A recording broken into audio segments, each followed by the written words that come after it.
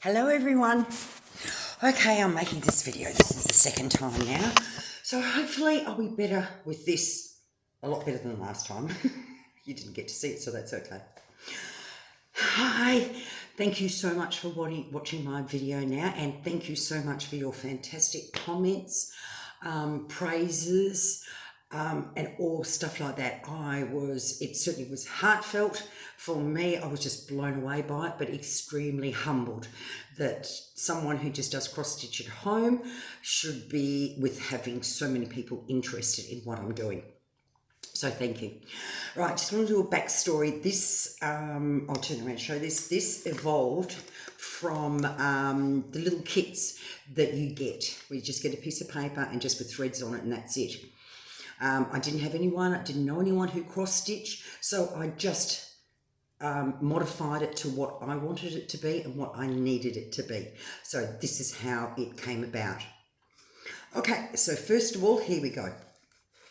Originally, this is the cardboard that I found, which was the best. Now, it actually isn't, yes, it is cardboard, but it's quite firm, but not too firm, because you need it to be firm so it holds the needles in place, and also because you're putting the needles in and out and in and out all the time, but still soft enough that you can punch the hole, put the holes here and punch the holes back here as well too.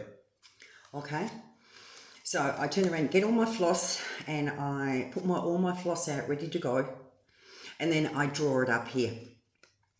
This is, of course, this is where the needles is. This is where I draw the symbols. This is where I put the numbers. Now, the numbers are important just in case you've run out of that thread and you need to buy it. You've got the thread number right there. Also, too, when I finish doing this project, I'll take all the needles out and just put it away. So my next project, I can go through all these numbers and see whether there's any threads in my next project that I've already got here. So I can do it from there, right? This side, and actually I'll get you, it's hard to see this one, I'll get you another one to see. This is how I do my hole punches for my threads. Now before, for this one, I used to do that double hole punch thing. I could do it, but I found this little nifty one hole puncher thing. So that's how I do it. So I do one up higher, and one down lower. This is for the big threads that I've actually cut, and I'll do that in a minute, cut to the size that I like it. And this is for, you can see it there, the split thread. The split thread here, which is the spare for when you finish with that needle there in that colour. You've got it already ready. And I think on the pink one I've got here, when I split it and take two out, I continue splitting it, so then I've got another two threads ready to go when I've run out of using the pink on the needle here. Okay, so to get the length, and this I adapt, I really do adapt. To get the length, which I'm really happy with, I get out my trusty atlas. Because this length of going down and around is the length I like. I don't worry too much about knotting at the back, because as I do on my stand, I hold it when I pull my thread through, so I feel whether this is not happening, I can easily undo it. So that's the way I do it. So I get my skewer, is it skewer? When you first buy it, right? Undo it, and then I wrap it around just the edge round here, around them. Make sure that I balance it, that the start for this one starts here, hold on to it, and I wrap it around and around and around, and hopefully finish at the back about that size. Get my pair of scissors and I cut it, right? So all the things go, pick it up from the edge down here, and I've got my, my threads. Go to my hole. Okay, wrong one. Ooh. Go to my hole like I've done up here. So, and actually I didn't get my crocheting hook. Usually, I think it's size 5 I grab. This is only a small one for when I'm taking it off. So I put it in the hole, do all my threads on the crocheting hook. This is too small. Then I pull it through just a bit, take the end bit, pull it through that, and then that's how I hold onto it, like that, okay? Now, and that's my spare, yeah, said that, I'll have to go through all this. Now with this, some of you ladies, Techie, if I remember correctly, does not do 2 different colour threads. But some do, and this one was, which is my Father Christmas one. So that was 2 numbers, so that was 8143317. So I'll get one of those, one of one colour, one of another colour, and I'll put it through the large hole. In the small hole, I'll take one strand of one colour, one strand in the other colour, and put it that hole so it's ready to go, and I've already threaded that one there. That's how I do with split colours, right? If there's beadwork or something like that, I don't put it up here so I know when it's missing, it's a bead or a special thread or something like that, and I put that underneath. I'll tell you about that in a minute. So that's how I use it, okay? Now to punch the holes for the needle, before I used to get this, and I used to get a small pair of scissors, and I used to punch it through onto my finger. Yeah, by the time you finish 60 colours, you get a hell of a lot of holes in your finger, and yeah. So what I got was, I just put it on the table, got a towel, right?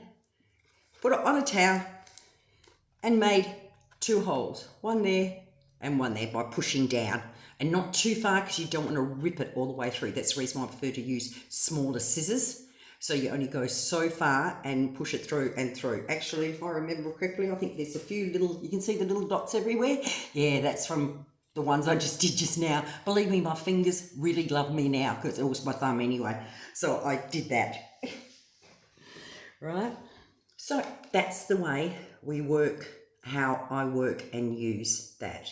Okay, I think I've turned around and got it all. Where's my cheap sheet? Just making sure, you know me, I've got everything written down. Place of threads. Yep, done it, of threads. Any questions, please feel free to ask me. I'm more than happy to help, okay? As I've shown to you. All right, so that's that.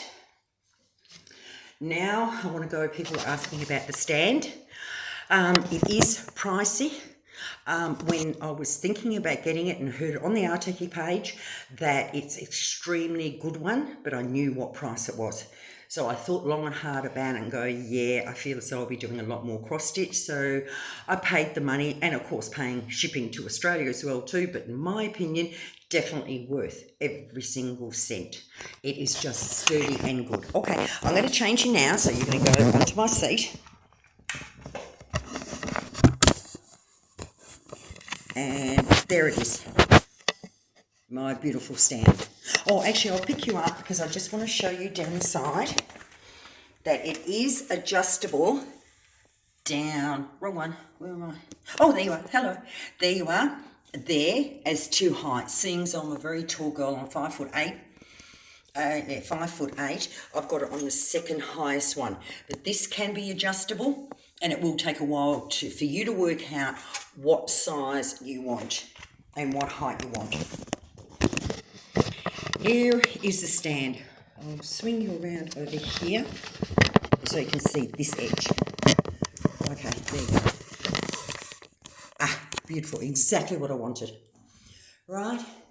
All the rest is fine. This one is a tension one for the rod here, which holds this onto there, which in my opinion is absolutely perfect now.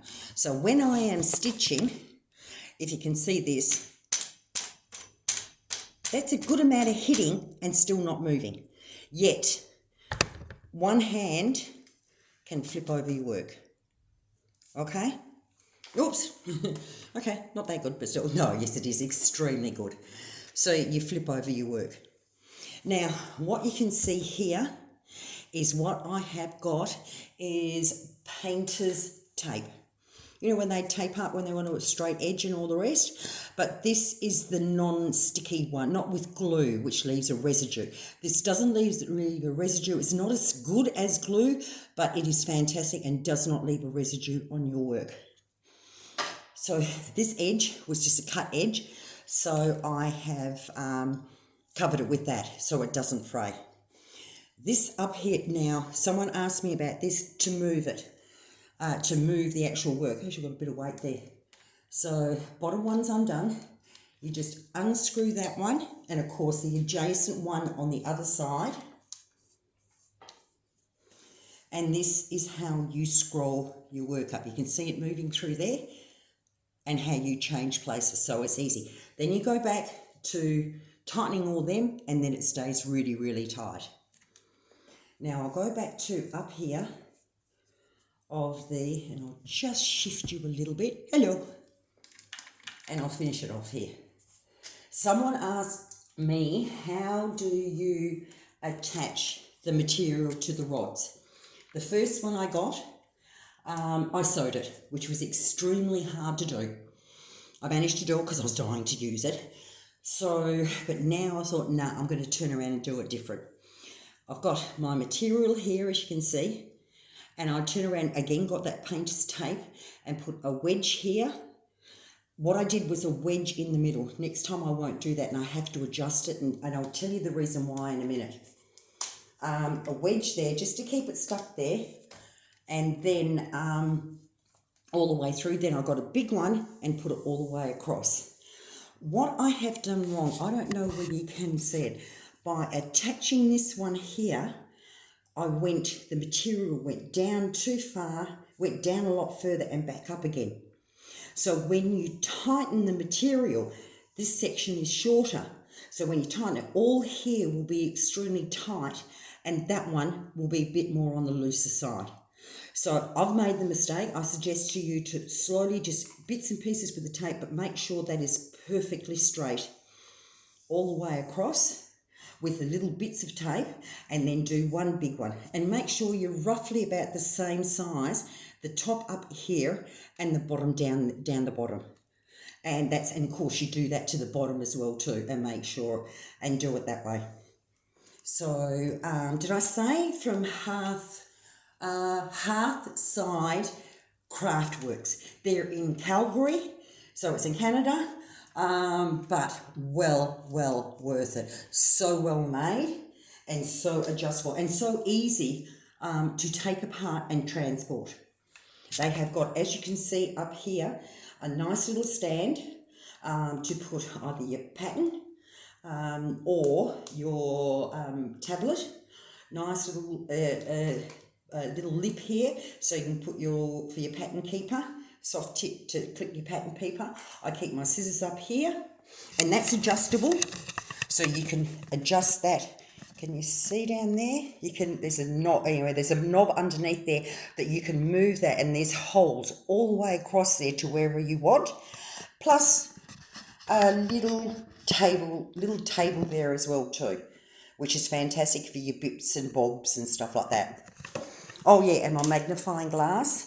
I think I have written about it, but I can't remember where I got it from. Somewhere in Spotlight. Wrong one. Oh, there you are. Okay. And that is just invaluable to me now. Oh, I hope you can't see the dirt. I haven't cleaned that one. That is invaluable with a telescopic lens that they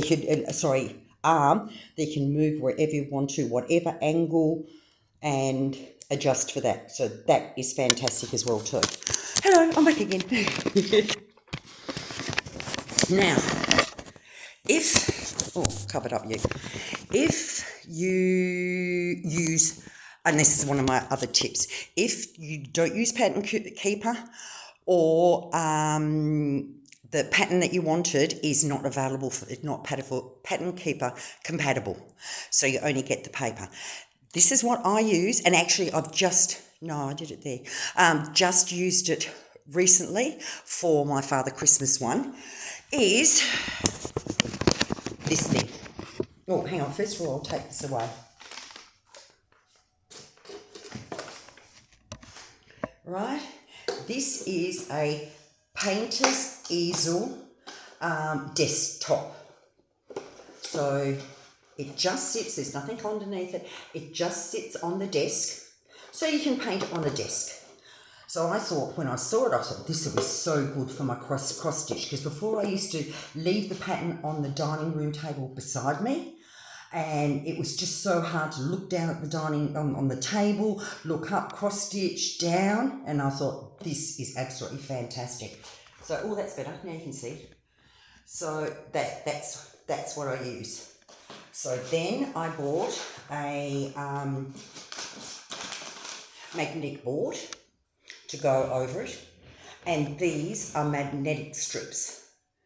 They come and they've got stickiness to them, and I didn't need the stickiness, so I just went to my pantry and got some flour and rubbed the flour in, and now it's not sticky. So this is really good, and you cut them to length. It comes in a large roll, so you cut it to whatever length you want. So I've got two. Oh, what's the other big one? Yeah, I do two big ones. One, actually, that should go up there, but anyway, two big ones. So I know I've cross-stitched up to here, right? I'm here, finishing here, and I'm coming down here, and I'll finish that one. So now I just go down. So it's a good guide and a bracket. These small ones are for little sections, and this little one, which I love, just what stitch I'm up to when I leave, whether I'm going to bed or just not going to do it for a couple of hours. So I love that one as well. You can do whatever you want to, but this is what I do. So that's my little tip and trick. Okay, I'll just go through whether I've been through everywhere. Oh yes, one good thing that I do want to tell you about. I've just completed beadwork on. Oh, I'll just show you. Oh, hang on. Beadwork on St. Nicholas.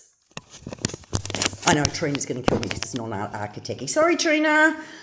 I turned around and did all the cross-stitch. Did all cross-stitch and went to beadwork. And especially when in the scroll frame on the beadwork, as I was rolling it up, the beads took up so much of the tension that I was starting to get looser and looser and looser. So then I decided to start feeding in the top scroll, a towel. So as I rolled it, as I was rolling it up, the towel took up some space, so there was more tension in what I was working on. So that's a little tip that I turned around and worked out. So I'm thinking and I'm hoping, I think I've got it all. If not, I think you've seen me with everything that I've turned around and done, and people asking questions. I'm more than happy to answer any questions. And that's it. I'm sorry it's a bit shady, but I don't know how to do it. I did my very, very best, okay? Okay, you take care. Thanks very much for watching my video, and I'll see you on the page. Have a great day. Bye.